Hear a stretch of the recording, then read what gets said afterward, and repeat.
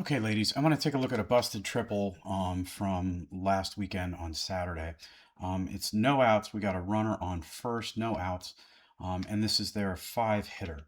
So let's take a look.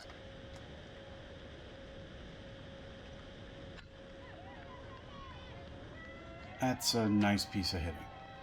Which this was the five hitter. Five hitters are not generally known for having a lot of pop, but with a team that you don't have very much scouting on, well, it's rough, right? It's a triple.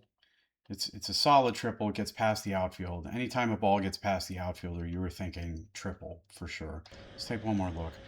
Um, if you don't have good scouting on a team, though, outfielders, keep in mind that it's always easier to run in towards a ball. It's going to the relay, and then on its way to third, we'll get past third base, and batter gets an in the park home run. Okay, so let's identify why that happened. Okay, because there's some specific things here that are holes in the defense that we have to identify. Okay, number one is the outfield playing deep enough, right? As I was saying, if you don't have great scouting on a team, remember that it's always easier to run full speed in and do a sliding, diving catch for a ball that's in front of you than it is to try and do something that human beings are not really anatomically built to do, which is to turn your head one way and run full speed the other way. The only animals that can turn their heads that far around on their neck are owls, as far as I know. And we're not owls, okay? Second thing is outfielders, one of the hardest parts of the game for you to learn is to judge how far that ball is going as soon as it comes off the bat. And I'll play this in real time. I want you to watch the amount of time it takes our right field to recognize that that ball is not just going to be behind her, it's going to be way behind her. Okay? One, two, now we're running 2 seconds. Okay? That ball's going to travel quite a long way. All right? Oh, yeah, we gotta go, gotta go. And it's gonna land 8 to 10 yards behind her and roll all the way to the fence. Okay. So, outfielders, one thing I want you to think about, and I've seen a lot of really successful outfielders do this, is rather than starting that play facing home plate, a lot of outfielders, if they think that they watch the batter take a couple of swings, and if she's kind of late, they know that ball might go to right field. If she's real early, it might be a pull for a right handed hitter, it might go the other way. And for a batter like this, if I'm playing right field, and I think it's maybe going to drop over my left shoulder, I'll actually start this way, facing the right field line, my glove here. That way, if that ball gets hit over my head, instead of having to recognize, turn all the way around and start running, I've already taken my drop step as an outfielder. I'm turned to the side and I can tuck that glove in and I can go. So, facing the play as an outfielder is not really always the most beneficial starting stance. And you're giving the batter a little bit of a head start on the ball, right? Which could be the difference between getting to this ball,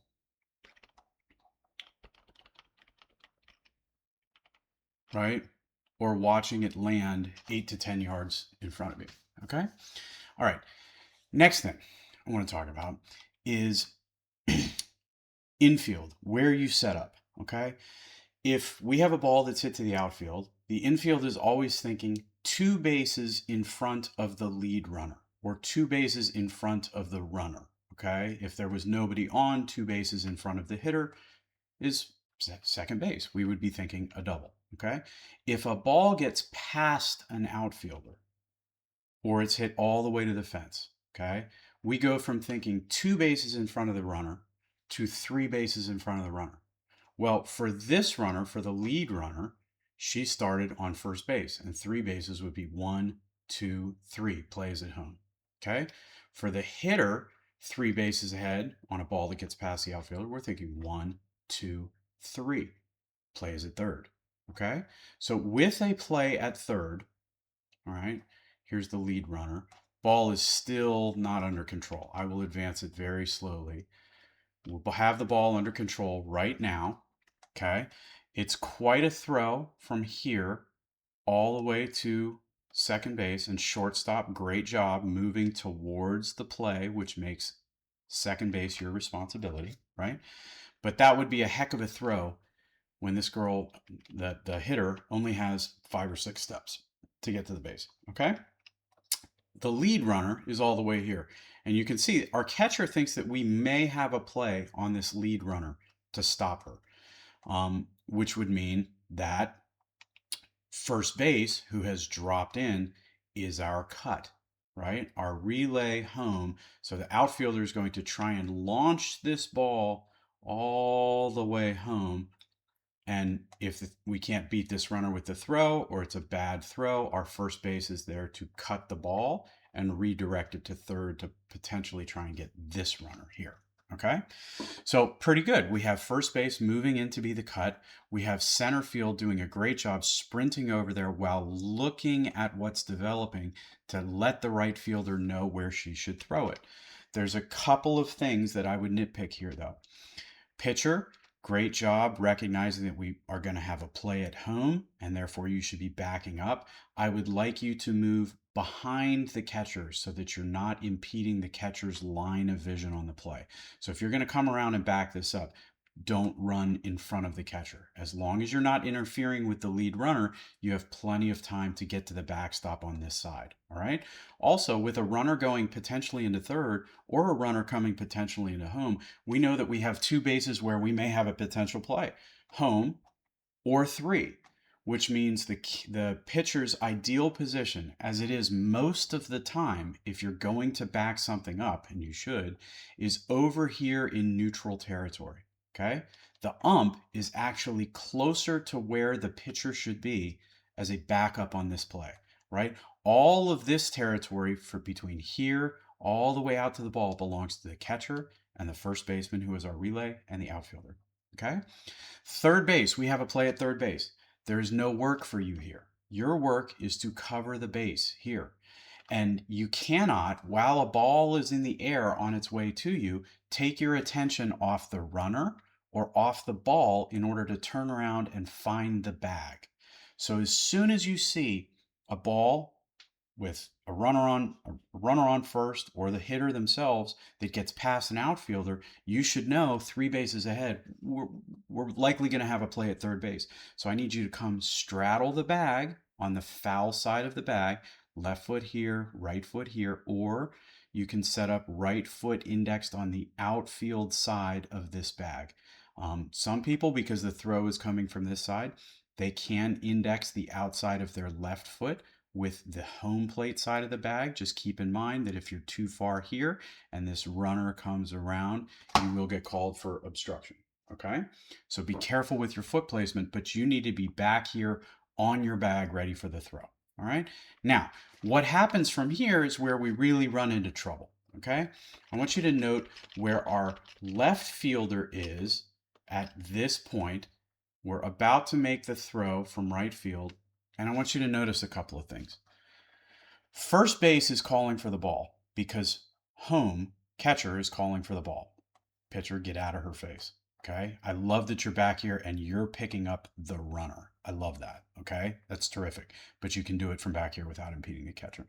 And we have the second baseman calling for the ball. At the same time, the first baseman is calling for the ball. At the same time, home plate is calling for the ball. And center field is not really close enough to this, and the decision has already been made. Right fielder has made a decision. She has started her throw. This ball is on its way, and it's going to go to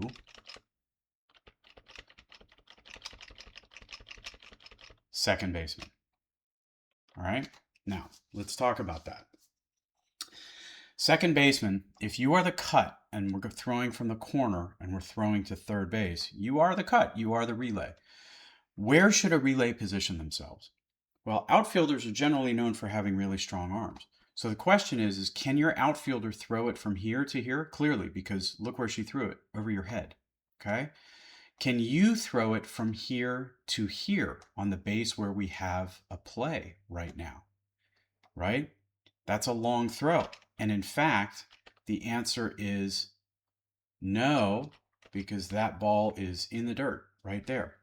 So the distance by which this throw was too high is almost exactly equal to the distance by which this throw was too low. So that should tell the relay you're too close to the outfield and too far from the base that you would relay to. All right? Next thing let's look at in terms of the relay is I want you to look at the relay mechanics. Arms are up. We see the throw. She immediately recognizes that that throw is going to be past her. So we take 1 foot, we plant, we cross step. We never cross our feet over each other, ladies. That's how you fall down. That's how you miss the ball. That's how you make. And we have to take multiple steps back. We're going to catch it on the glove side. We're going to plant. We're going to transition. We're going to replant. Let's take a, I skipped a couple of frames. We're going to plant. We're going to step. We're going to transition while we take another step. We're going to plant again. We're going to step out and we're going to throw. And by that point, let's do it again, but we'll take a look at where the runner is. Okay. So here comes the ball. The ball is in her glove. The runner is right here. Foot comes down. Runner has advanced another 2 steps. We're going to step. We're going to plant. We're going to step again. We're going to plant again. We're going to stride out, and now the ball's going to come out. Do you see how much ground that runner covered because of the relay mechanics? The relay mechanics require you to be in the correct position in terms of distance from the outfielder where you're receiving the throw from and distance where you're throwing to. And if you know that that play is at 3, then the only thing you have time to do is receive the ball on the relay, transition 1 step, and the ball comes out to 3. It's got to be here, plant, and throw. You don't have time for 3 or 4 steps. You have time to catch the ball, plant your foot, and get the ball out. That's all you have time for. Okay? So we need to work on relay throwing mechanics. We need to work on the position of where the relay is in relation to where the ball is coming from and where the ball is going to. Okay? Now, let's talk about the last thing. We know that that ball is going to hit the deck right here at third. Now, I'm going to pick on the left fielder a little bit. Our left fielder has come in and she's watching a play develop. She sees that first base is still calling for the ball. I don't know why, because it's too late to get to this runner. Now at this point, catcher should be the one yelling 3, 3, 3, 3, 3, because we know we have no play on this runner. So first base, I need you to put your arms down. That ball's not going to you. There's no reason the ball is going to you. Shortstop, it's not going to you either. It's going to third base. This is the only runner that we have a play on. So left field, when you're watching this develop, the only place where you have work is right here. Your job at that point is to back up the throw that's going into third. Pitcher, if you see that left field is not moving in to back up this throw, and you are in the correct position, which is in neutral territory, which allows you to run back here and back up a throw to 4 if you need to back up a throw to 4, or it allows you to take a few steps and back up a throw to 3. The reason pitcher crashes to neutral is it gives us an option. You can back up either 3 or 4, right? But left field, if you see that left field is not backing up a throw to 3, you got to get out here, and your spot is right here. And if we had had left field or pitcher in the correct place to back up this throw, when that throw got passed, we would have the ball under control right now. But because we have no one backing up the play at 3, and keep in mind, we knew that that play was going to be at 3 all the way back right now. We see that the ball is in the air on its way to the relay. This runner, low chance of stopping her. This runner, we have a great chance of stopping her. Third base needs to be in position. At this point, right now, left field, if you had broken for this location right here, watch what would have happened. You would have gone along with this runner. You would have been in position now. The ball would have been there, and you would have been there, and that runner would have stayed at third. Same thing, pitcher. If you had been in neutral territory, you could have gotten that ball under control. And if this runner had rounded the base and this had turned into a pickle, who's backing up home, right? At this point, first base, once you have realized that all of the action is over here or over here, and you see pitcher moving to cover this and get the ball under control, your job is now to come back here and be the next person in case we get a pickle, okay? There's a lot of work on these plays, ladies. There's a lot of work out there for you. We absolutely have to have people backing up in the correct position. Remember, there's an order of operations to playing defense on softball. And it goes ball, base, backup. Ball, base, backup. Okay? If you're not making a play on the ball, you're probably supposed to cover a base. If you're not covering a base, your job is to back up. And our defense is running into trouble right now with the second and third in the order of operations. We're not covering every base on every play, although it was better last weekend, but we're having a lot of trouble backing up and having our teammates in the correct position to back up throws that don't go well, or catches that don't go well, or ground balls that get past us. And if you can't count on your teammates to be there to back up in case you make a mistake, it puts a lot of pressure on every single person to play perfect. And softball's not a game of perfect. Okay. Softball is, however, a team sport that requires an extremely high level of trust in your teammates. And you have to trust your teammates that they're going to be in the position to back things up in order to prevent extra bags for runners turning into in the park home runs. Okay. Thanks, ladies. I hope this helps. Have a good night.